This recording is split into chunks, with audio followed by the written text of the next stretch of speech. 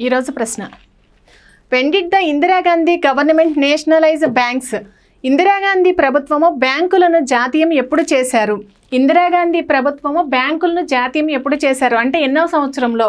Options: జనవరి 26, 1969, August 15, 1971, జూలై 19, 1969, జనవరి 1, 1950. Correct answer is July 19, 1969. 1969 జూలై 19వ తారీఖు ఇందిరాగాంధీ ప్రభుత్వము భారతదేశంలోని 14 అతిపెద్ద బ్యాంకులను జాతీయం చేశారు.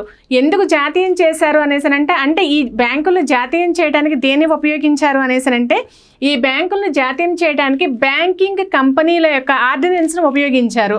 దేశానికి స్వాతంత్రం వచ్చే నాటికి ప్రభుత్వ రంగానికి చెందినటువంటి బ్యాంకులు ఎక్కువగా ఉన్నాయి.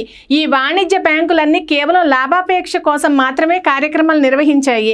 అంటే ఈ బ్యాంకులు ఎవరికి ఉపయోగపడ్డాయి అంటే ధనికులకి మరియు వ్యాపారవేత్తలు మాత్రమే ఈ బ్యాంకింగ్ కార్యకలాపాలను ఎక్కువగా ఉపయోగించుకునేవారు.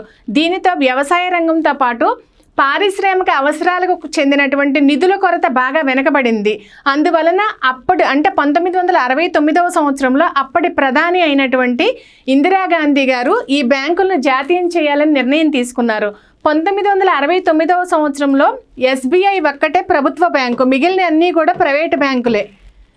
1969వ సంవత్సరం నాటికి SBI state bank of India ఒక్కటే ప్రభుత్వ బ్యాంకు, మిగిలిన అన్నీ కూడా ప్రైవేటు బ్యాంకులే. Thank you.